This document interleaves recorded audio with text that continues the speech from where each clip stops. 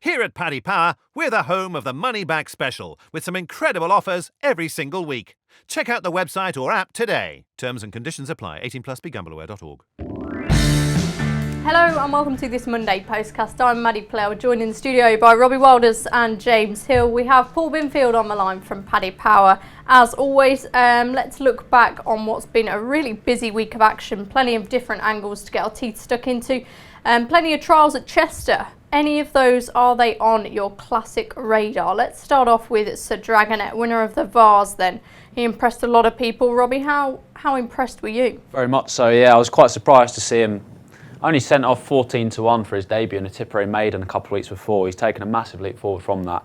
It sort of just goes to show that Aidan O'Brien and Ballydor don't really know exactly how these colts are going to progress, because Norway was slightly short in the betting and he somewhat surprised a lot of them, and it makes sense that now he's probably going to be supplemented for the big one at Epsom. So yeah, and would you be? Did you back him after? No, well, I would have certainly liked to, yeah, but he certainly impressed me. But his price as favourite at around 3-1 would still. I'd have question marks over it. I was slightly, perhaps more impressed by Anthony Van Dijk at Lingfield, but I'm sure we'll move on to that later in the show. We will indeed. Jimmy, Sir Dragonet, still pretty inexperienced, just have the 2 runs now, but very impressive. Very impressive. I mean, we really knew nothing about him going into the race, but he absolutely slaughtered them. I guess the only thing I would say, the performance was probably a little bit better than it looked, because they might have gone too fast in the conditions. The 2 horses, him and the second Norway, were held right up. All the horses that were near the pace, like King Ottocar, faded quite badly. He didn't stay, but there were others as well. Didn't get home, and they were more towards the front. So I mean, look, he would have won whatever the way they'd run it, but probably might not have been as impressive as if it had been a slower run. Okay, so you think he could have been favoured by the circumstances. Binners, what price are you on Sir Dragonet now? I presume he was popular after you introduced him in the market. Yeah, it's popular, Maddie. Good afternoon to you, and I'd like to say a special good afternoon to John Davis, an Englishman who lives in Georgia, in the US. He was very complimentary about the Postcast in yesterday's Racing Post, although he did mention a few people who appear on them. None of today's participants were mentioned, unfortunately, but alas, yeah. We'll take all the compliments we can get. Well, exactly, but Sir Dragonet, yeah, he was 8-1 immediately after the race, Maddie. That was the first show for him. That's proved far too big over the last few days, and he's now 130 for Black Racing's Blue Ribbon. We'll go to you, stick with you, Binners, with Medea, who won the Cheshire Oaks. What price is she now for John Gosden? Doesn't she need to be supplemented? Yeah, she does indeed need to be supplemented, Maddie. We went the same price as Sir Dragonet immediately afterwards, an 8-1 first show, possibly because we weren't sure whether Connections would consider supplementing her. But she is now into 9-2 as well. She has contracted quite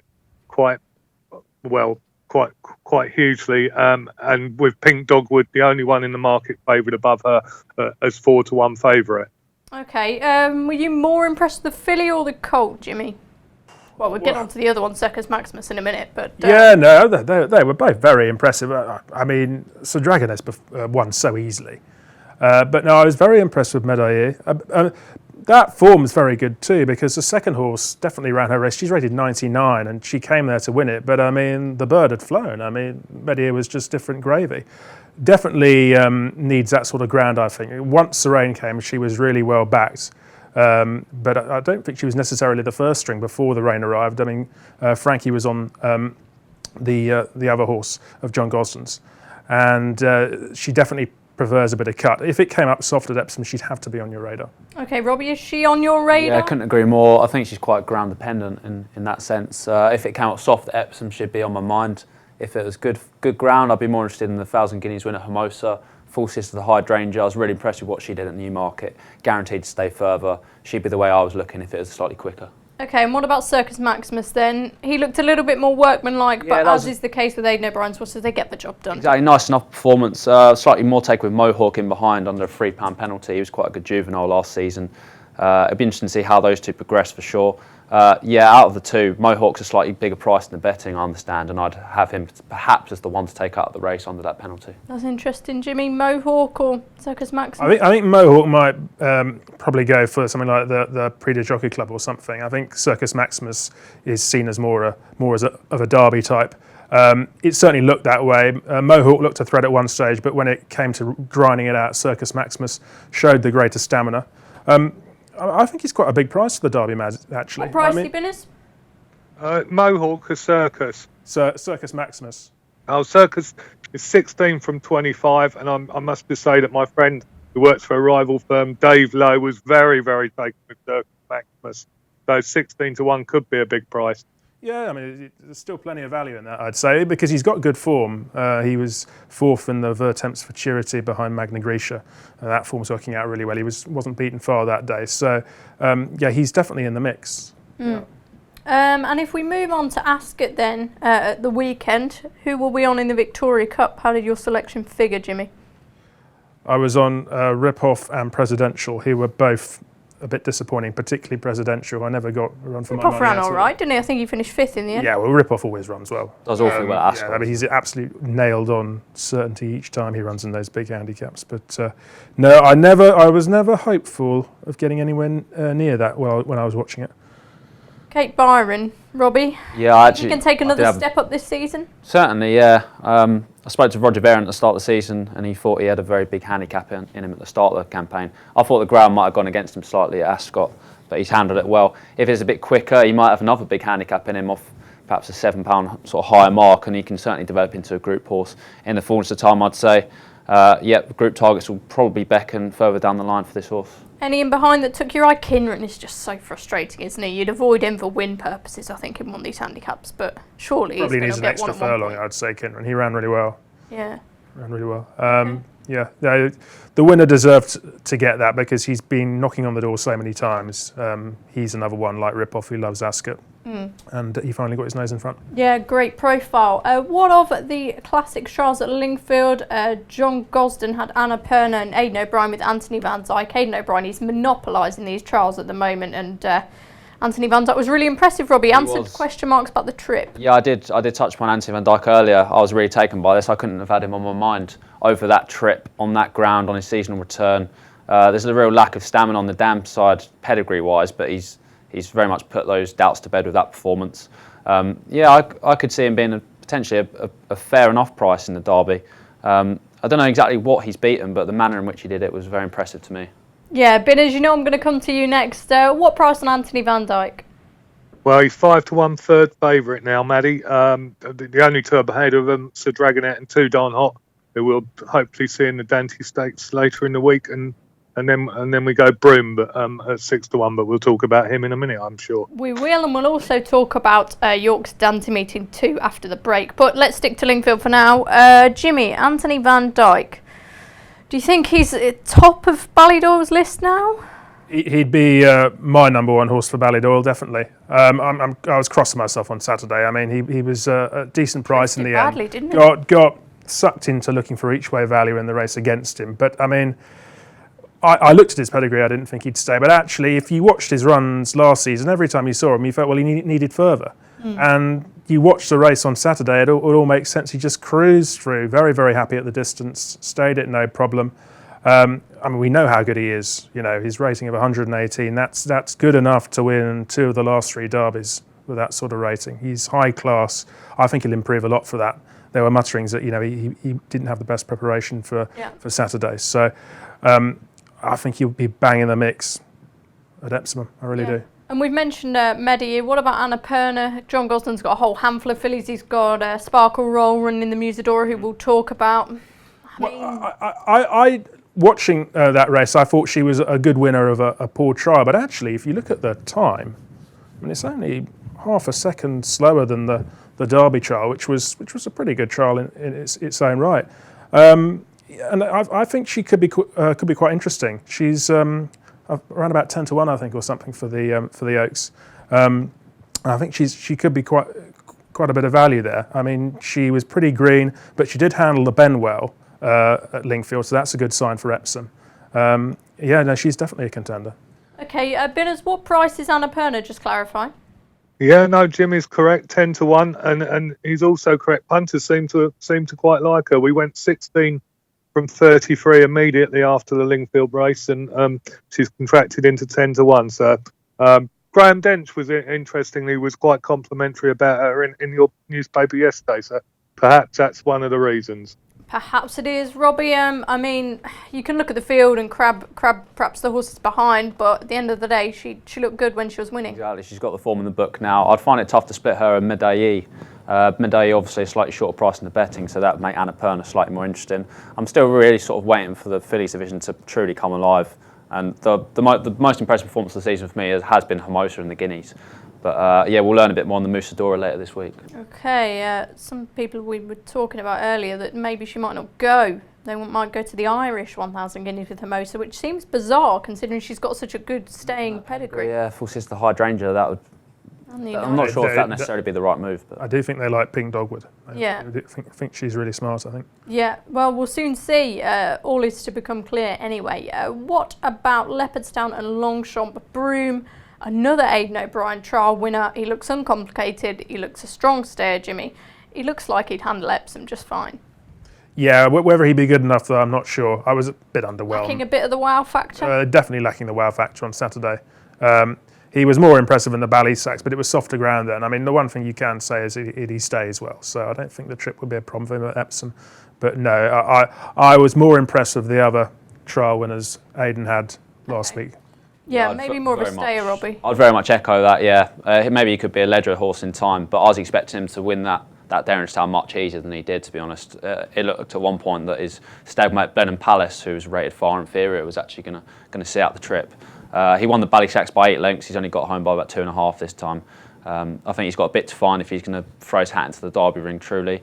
But he's a good horse going forward, and yeah, potentially stepping up and trip further might suit. Okay, and Binners, we'll go over to you. How impressed were you with Broome? I was really impressed, Maddie. Jimmy said he did lack the well factor on Saturday. I agree with that as the race was run on Sunday, but we cut him to 6-1 from 8-1 for the big one. Okay, and what about the action elsewhere, guys? Le Patriot, he won at Haydock, so did Shababi and Safe Voyage, those two on the flat, and then we had other races at Ascot and Leopardstown as well. Some other good trials there. Any notebook horses among them, Robbie? Well, it's kind of obvious, but I thought Saloon was quite impressive in the Buckhound Stakes. The bit of juice in the ground helped. I was actually surprised he was as big as 4-6. I thought he'd be far shorter in the betting than that. Yeah, it looks like he's going to go on to the Coronation Cup. He's been a horse who's been quite unlucky. He's been highly tried. Not winning, has he? Bless him. No, he's not. But he's running something like 8 Group 1s in the last couple of years. It'd be nice to see him to nick maybe a soft one. But yeah, this was a deserved victory, and he's a genuine Group 2 horse who could maybe find a soft alternative at Group 1 level. Yeah, not sure the Coronation Cup will be it, but it'll be good to see him run another big race in that after finishing second to Cracksman last year. Jimmy, any other thoughts on Haydock, Ascot, anywhere over the weekend? Any notebooks? I like the winner of the opener at Ascot, Sextant. Yes. Drifted like a barge beforehand, but SP, wasn't he? what a nice looking horse he is. I mean, he must have been very unruly for them to geld him. Lovely big stride he's got on him. And he'll be going to Royal Ascot. I mean, I think on better ground you'll see a better horse too, because I think they were obviously quite concerned beforehand, as well as it being his first run, about the surface being a bit too soft for him. But he had no problem with it at all. Showed a real good turn of foot off a smart pace. Yeah, no, like him. Yeah, huge horse that. I mean, I sort of looked at some of his replays from last season and thought he looked a bit of a boy, and maybe he needed an attitude change. Well, gelding I think the gelding trick. operation definitely helped him. He looked very professional. And what of Persian King in the French 2,000 guineas then? He was pretty impressive. He seemed to handle the ground okay. Handle it fine. I mean, he's a better horse on better ground. He was the best horse in the race, wasn't he? He was the best horse in the race. I expected him to win. I mean, the one concern was because it was very soft. You know, if it got into a bit of a war towards the end, what would he find? But he toughed it out, picked up well. I think you have to say he's the best 3-year-old colt in Europe at the moment. He's beaten Magna Grecia already. 2 Darn Hot's just coming back. Yeah, and I'm looking forward to seeing him step up in trip to 1.25 miles for the Prix de Jockey Club, which I think he'll get. Yeah, Robbie, I'm a huge fan of this lad. You certainly are. Yeah. You've been waxing lyrical about this horse ever since he was a juvenile. Yeah, it'd be nice to see him in Britain after this now and slightly maybe stepped up in trip on better ground. People mentioned the Juddmonte. I saw a bit of that on Twitter as well. Be good, wouldn't it? That'd surely suit, wouldn't it? A step up in trip would probably be on the horizon now. I was keen to oppose him on heavy ground because Connections have always said that that's not the key to him, but he's ground it out well. San Donato running a massive race for the informed Roger Varian in third as well. It's good to see for the Brits. Yeah, indeed. And what of Castle Lady winning the 1,000 Guineas? A bit more of an open race? I wouldn't have a massive amount to say about this. I wouldn't have a huge knowledge of the French fillies. East ran well in third. She'll have a big campaign, I'm sure, on her first run back. Maybe didn't quite pan out as it could have done, but be keeping her on side wherever she goes this season in Britain. Yeah, maybe I think it could be a bit of a muddling renewal, that, Jimmy. Yeah, it tends to be. Need to examine it a few more times, actually. She looks a smart horse, Castle Lady. Unbeaten now, I think. She's unbeaten, yeah. I mean, these fillies, particularly over a mile, I mean, there really isn't much between them. So it could just be a case, whatever trainer's in good form, ground and so on, which one comes out best on the day. But yeah, she did it well enough. Binners, were you swanning about in France? Sadly not, Maddie. No, watched that one from home. I was at Ascot on Saturday, though. Luckily, there was a nice 2-year-old one for Charlie Appleby called Expressionist that we put into the Norfolk at 12-1. Although I'd advise listeners to hold off on that one yet because the horse could go for the Coventry. Castle Lady, we were 12-1 about that one for the Coronation Stake. Dave Alton in your newspaper described that as a price that borders on insult, and we're now 6-1 possibly as a result of Dave. Yeah, well, we'll see Dave back on the Postcast very soon, I'm sure. Good stuff from him there. We'll take a quick break now before we have a look at York's Dante meeting this week. What's my horse's handicap? The fact that you're backing him? Everyone loves a newbie. That's why Paddy Power Games are giving all new customers 60 free spins on daily jackpot games. New Paddy Power Games customers only, one per customer. T's and C's apply. 18+. BeGambleAware.org. Welcome back to this Monday Postcast. As promised, we're going to talk about York now. Plenty to get excited about this week, namely the Dante, which is on Thursday. Can't wait for that. But it starts on Wednesday. We've got the Clipper Logistics, nice grade 2 to get us started. Invincible Army, Jimmy, he looked a sort of bit of an in and out sprinter last year, but he looked really good in his comeback, and maybe this season he can make his mark. Yeah, he could do. I mean, my one concern about him will be the drying ground on Wednesday. I mean, it does look with the forecast as if we really aren't going to get any rain at all this week. He'd probably prefer a little bit of cut in the ground. I have to say, I really didn't like many at the head of the market in this race. I mean, Brando's got a wretched record at this meeting. Limato really doesn't tend to come right until later on in the summer. So I've just had a look at some of the course and distance winners really and see which ones might improve. Steal my thunder here. I'm really keen on one, but go for it. Well, my one is Major Jumbo. Yes, and Mark. Oh, brilliant. Big fan. Take it away. I mean, he's going in the right direction. As I said, he's a course and distance winner. Got form on the Naismar. And he stepped up well into group company last time when third in the Palace House. His best form tends to be over 6 furlongs. So if he can move forward from that, yeah, he's an each way contender. Yeah, it was a good run behind Invincible Army first time out as well. Binners, I think you were 14-1 Major Jumbo, weren't you? Yeah, Major Jumbo's in there at 14-1. Very quite nice right, Maddie. Very nice price, and no doubt it will contract. Invincible Army at 2-1, Maddie. Then Brando 4-1 with Limato, 11-2 Yafta, 7 projection, and it's 14 bar including your Major Jumbo. How do we sum up these sprinters, Robbie? A modest bunch. Well, that's a bit harsh on Brando and Limato, really, isn't it? But Brando's already had their best days, though. Yeah, Brando's a bit disappointed he didn't win the Aberdeen Stakes. He won it the last 2 years, and I thought he'd hack up in that. He is the classiest horse in the race, and he was probably the one I thought was slightly overpriced of the market principles, but quite a compelling case made about Major Jumbo. He had Sergei Prokofiev in behind in that Palace House as well, and that's a horse I absolutely love as a sprinter this season. I'll probably just about stick to Brando. He is 7. There's a doubt if he's maybe regressing, but I'd be certainly looking to take on Invincible Army at the top of the betting. Okay, let's move on to the Musidora then. Binners, take away the betting for this one. I presume Sparkle Roll is towards the head of your market. Yep, Sparko Roll at the head, 5-2 Maddie, 7-2 Sanshare, 9-2 Francolina, 13-2 Norcia, 8-1 Entitle, and it's 9-1 the rest. Yeah, I've got my eye firmly on Sea of Faith, who finished behind Sparkle Roll at Sandown last time, as are, I'm sure, many others, Jimmy. But I know Oisin Murphy thinks a lot of this grey filly, and she looked good last time. Well, she's certainly a nice-looking filly. King Power didn't really advertise the form, did she, at Lingfield? She was Unfortunately not. well stuffed. I mean, okay, she probably didn't like the ground that much, but she was well beaten. If you take it literally, you think Sparkle Roll's going to win this, then what do you think of Annapurna? I think she might be. I think she might be a bit short. Therefore, I'm going to look at one of the more exposed types, because none of the other sexier types really do it for me. Swift Rose had some good form in Maidan against the Colts, and Sai Bin Sarour's in really good form at the moment. So she'll like the ground. She is a bit exposed, as I said, but with a lot of the unexposed types not really doing it for me, I'll take a chance on her. Yeah, I'd be inclined to agree with you to an extent. There seems to have been a lot of noise about this Francolina, who is a non-runner on Lingfield, so it'd be interesting. She's got a beautiful pedigree and has been well talked up. I mean, she's got a lot to find. She looked a bit slow on debut to me. Well, she's got to step up hugely from that. Yeah, Hugely. indeed. Robbie, what do you think? Yeah, it'd probably be a watching brief for me. I was just interested to see how Entitled gets on, a half-sister to Enable. Yes. Which is a fine pedigree. I'll be sitting it out. It'll be certainly, we'll learn something. It'll have a dramatic impact on the Oaks market, I'm sure. But one to enjoy with the view to the future. Okay, and on Thursday, the Middleton takes us before the Dante. Will it happen for Andrew Lloyd Webber? Will he have a really nice double there with Larty Dar before he looks forward to Too Darn Hot in another Derby trial? This filly, she's been fragile, as is the case with a lot of her family, but she's got ability, Jimmy.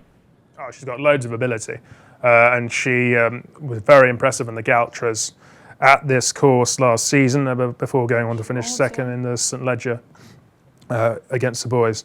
So no, I mean she's very classy indeed. I mean if she's at her best, she'll win this. First time out though, and she's dropping back in trip, so there is a chance that she could be vulnerable. I'm gonna if there are enough runners, I think to finish in the first two. Nialetti, last time I saw was around about the 6-1 mark. Mm-hmm. I think that's too big. I thought she ran a cracking race in the Dahlia Stakes first time out. Clearly not handling the track at all. So I'm expecting improvement. And we know she gets this trip because she was narrowly beaten in a Group 1 in Italy over this distance. So I can see her running really well and possibly shaking up the favourite. Indeed, interesting. Binners, I mean, I'm sure Larty Dar's bound to be very popular. She's got the right connections, hasn't she? Yeah, interestingly, I was going to come up with Nialetti. I thought 6-1 was big as long as there's two to be placed. But Larty Dar 2-1 on. Raw Dar 5-1, Nialetti 6-1, Mississippi 13-2, Sun Maiden 10-1, and it's 25-1 Queen of Time. Can you see her be beaten? Yeah, the opposition seems quite weak to me. This should be a formality for Larty Dar. Third to Magical at Ascot, didn't stay the 1 mile 6 probably in the Ledger behind Kew Gardens. She looked to be sticking on all right, I think. I'm not sure. Not sure. Okay, fair enough. Sure myself, but 1 mile 4 would be an ideal trip, I'd say. Rest of the season, should have too much class. Can she go? She looks a Group 1 winner for sure later in the season. Something targets her. She'll be going for the Yorkshire Oaks again, I'm sure. I'd like to think that she'll be darning at the top table once more. Yeah, it'd be nice to see some more of her. That would be for sure. The same applies to Too Darn Hot, unbeaten champion juvenile in the Dante. First off, Binners, what's the market been like? Has there been much confidence behind him on his seasonal reappearance? Well, it hasn't really hotted up yet, Maddie. I guess we're going to wait and see the final decks. But, looking at the betting now, it really is a cracking heat. Too Darn Hot at 7-4 favourite. Japan 3-1. Aidan O'Brien cleaning up in all the trials. 9-2 Surfman. That one has been really warm, Maddie. He was 8-1 a couple of days into 9-2 now on the back of a nice gallop in Newmarket, apparently. Telecaster for Huey Morrison 11-2. 6-1 Line of Duty, who's a good horse, as you guys will just come to explain, and it's 16-1 bar. Yeah, I'm a big fan of Telecaster, but no doubt he's got to improve to win this. Jimmy, let's start off with Too Darn Hot. You think this trip will be a worry for any reason? No, I've always expected him to stay further than a mile, so I would be surprised if he doesn't get this distance. Last season, he was the best colt around, no question about that. He was fantastic. On a par with Frankel, some were saying. Well, yeah, I wouldn't have gone that far, but I mean, he was very good. If ever a time he's going to be vulnerable, this could be the day. I mean, he was meant to run a month ago, wasn't he, in the Greenham? Yeah. He had to miss that to this splint bone problem, and because of time off, he had to miss the Guineas as well. So he's coming into this on the back of a setback. It's quite a hot race. He's stepping up 3 furlongs in trip. So too is Japan as well. Yeah. He's not had a good prep. No, he hasn't had a good prep either. But I'm going to come on to Aidan O'Brien's pair in this race because we were talking about what tremendous form he's been in. And I think he's had 8 horses in the last week running Derby trials. I don't think there's been a horse from another yard that's beaten any of them. He had the first 2 in the Vars, first 2 in the D. Wow. Anthony Van Dyke won the Lingfield Derby trial, and then he had the first 3 home in the Darrenstown. So extraordinary. Unbeatable he's been in the last week. So I think, therefore, with him being in such good form, you've got to be interested in Japan. But I mean, call me mad, but I think the horse who's a huge price in this is Western Australia, who's arguably got a better piece of form in the book than Japan when he was a length third to Magna Grecia and the Vertex Futurity. Now, there are 2 negatives to him. I mean, one is he might be setting the pace here, but I'm not too concerned about that. Aidan O'Brien's horses can make all. We saw that with Hermosa in the 1,000 Guineas, and Western Australia himself made the pace in the Futurity and ran very well. I mean, the other problem is, of course, he didn't run well first time up in the field and could have at needed Newmarket. it badly, couldn't he? Well, a lot of Aidan O'Brien's horses do in April, and they improve pounds for their next run. So, I mean, what price have you got him at, Binners? I mean, he's outside of the field, isn't he? Well, yeah, we've got him as 33 to 1, Jim, and now you've made such a good case for him. I'm just looking at your page on the website, Top Speed and Racing Post rating. He's actually above Japan. There we go. You have made a really convincing case for him there. Yeah, I think a lot of people will be listening to this and still thinking he's completely mad. What's he talking I about? don't think so. What do you think, Robbie? If I'm not mistaken, though, wasn't he beating Dundalk in March, though? I mean, he's been beaten quite a few times, Robbie. I think he's only won once, but he has got some very good pieces of form. I think he was also 4th to Persian King in the Autumn Stakes at Newmarket. I'm not sure he handles that track that well anyway. So I think he's too big, with particularly with that piece of form in the Futurity. I think 33 to 1's a price which is far too big for a yard that is absolutely flying at the moment. Yeah, Robbie, Agreed, that is too big a price. Let's bring Line of Duty into it. What do you make of him? Breeders' Cup winner. He's not had any problems like the rest of them, by all accounts. Not, has he? The first run back, wasn't it? He wasn't the one I came down on, though. Too darn hot. It wouldn't be beyond the realms of possibility he doesn't even turn up at the last minute as well. I think that's something to bear in mind. Yeah. Japan, slightly overhyped, perhaps. He was never Aidan O'Brien's first string last year, was he? Not last year, no, but over the winter it's been all Japan this. He's been the talking horse in the winter, isn't Japan he? that, hasn't it? Yeah. You have to take note of that, but I came down on Telecaster actually for Hugh Morrison. I mean, obviously it's this wonderful stat about O'Brien absolutely mopping up in the trials, even with the placed horses is a concern. But he has had his form franked behind Bangkok at Doncaster, absolutely hacked up by 9 lengths at Windsor, looks an absolute monster. And at the prices, he'd be the way I'm looking. Yeah, a couple of horses have come out of that Windsor run and won as well. One at Chester, I think, in the week. So, yeah, I know Hugh Morrison said he's the best middle distance colt he's ever trained. I'm not sure how many middle distance colts he's had on his hands, but it's a big confidence boost if you like him. Anyway, let's move on to the Yorkshire Cup, which is on Friday, and the return of Stradivarius. Jimmy, could he be vulnerable in any way this season?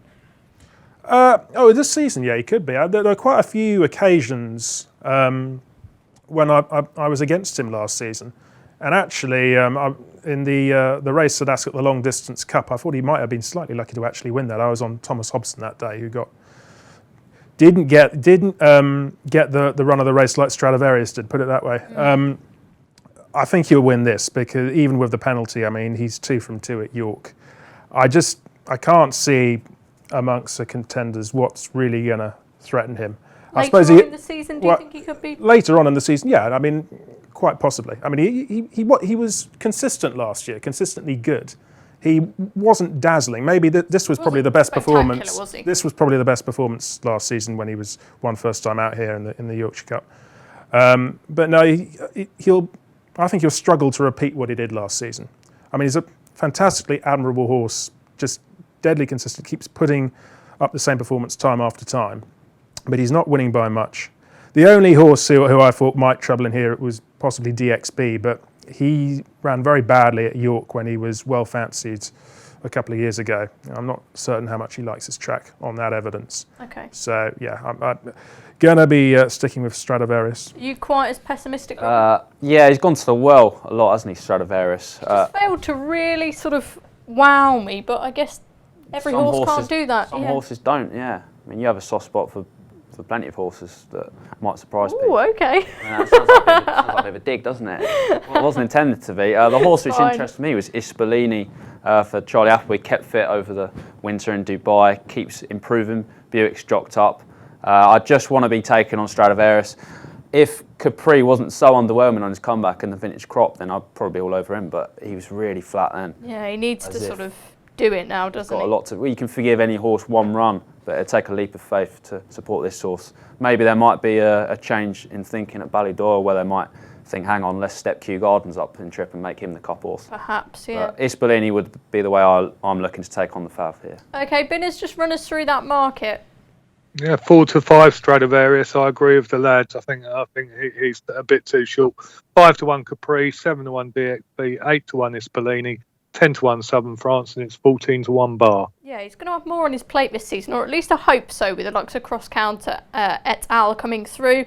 And the week rolls around to Saturday, where the top class action just doesn't stop. We've got the Group 1 Lockinge at Newbury, which sees the return of the Queen of the North, Lawrence. She's going to take on Aidan O'Brien's Le Bravido, who looked a bit of an eye-catcher last time out. Magical's in there as well, although I'm not too sure she's going to run. Tassel's Gold Cup could be next for her, Binners. Has there been any market movement at this stage? Fairly quiet, Maddie. You know, like it's at the weekend. We've had Chester and York, but a lot of people looking forward to the race, and Lauren's coming down. She looked to set a good standard.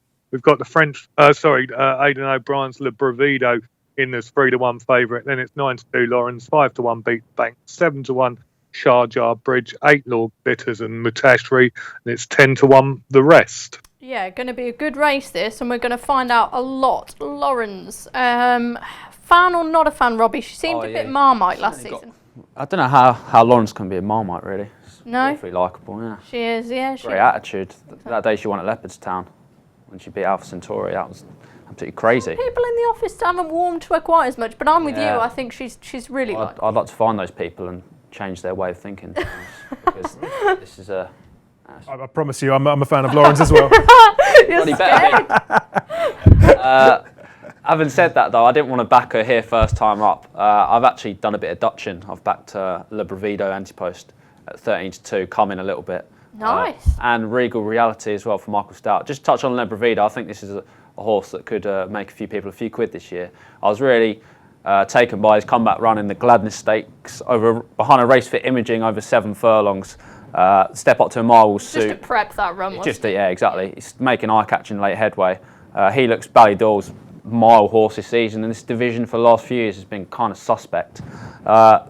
One at a bigger price, Regal Reality, I took a bit of 25s. I think he wants good ground, doesn't he? Which he's probably going to get if Jimmy's right. Exactly, that should be ideal. He'll probably step up in trip in time, but he wasn't beaten far behind Sharjah Bridge and Beat the Bank. Far more experienced horses in the Bet365 mile file, but beaten about a length by those pair.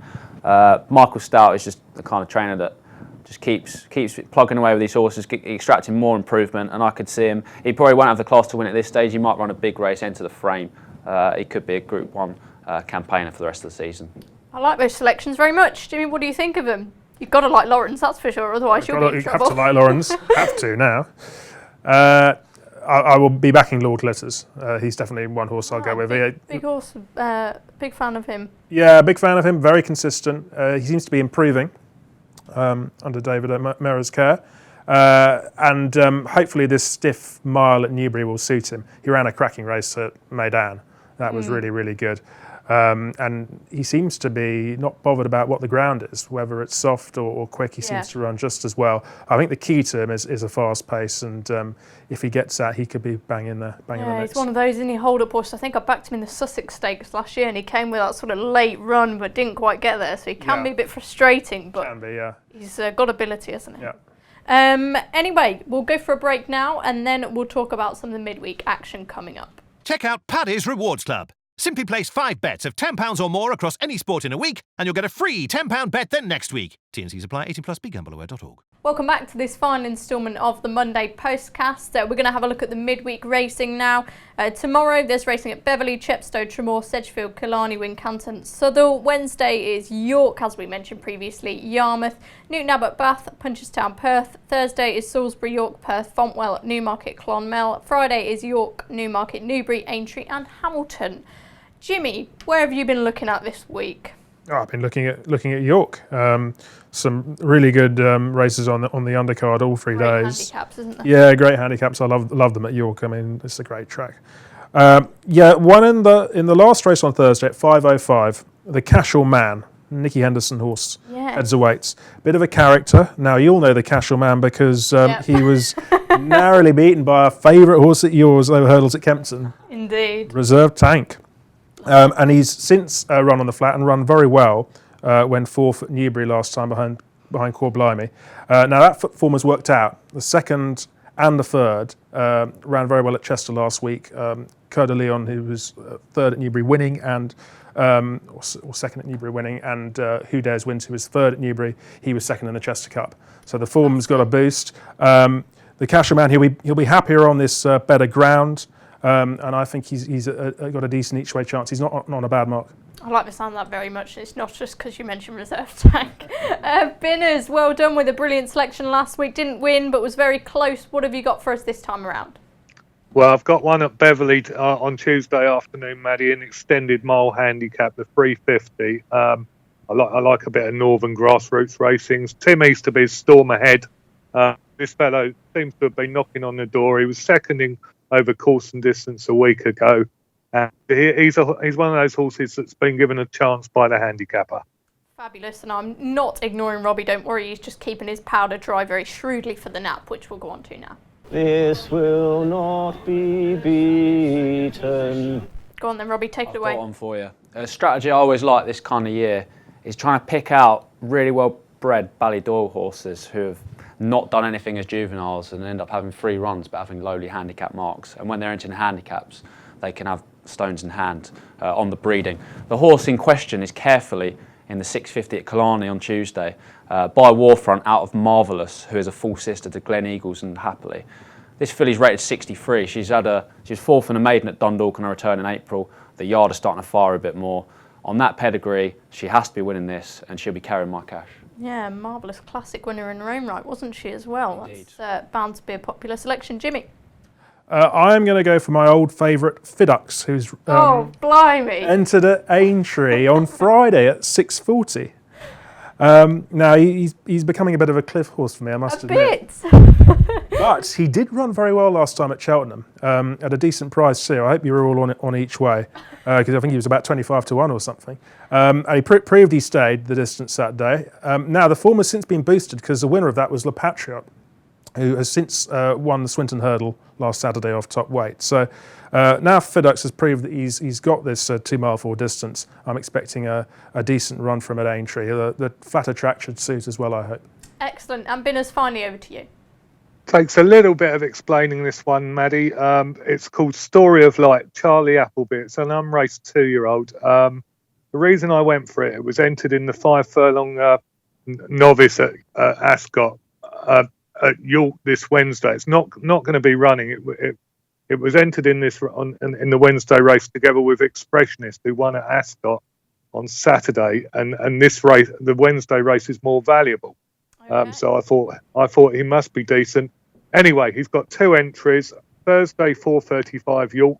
That looks unlikely due to jockey bookings, but he's also entered at Newbury Friday 2:45 and he is Charlie Appleby's only entry in that race. So possibly he'll be at Newbury on Friday. I like that shrewd thinking there from Binners. That's all we've got time for on today's Postcast. Thanks for joining us.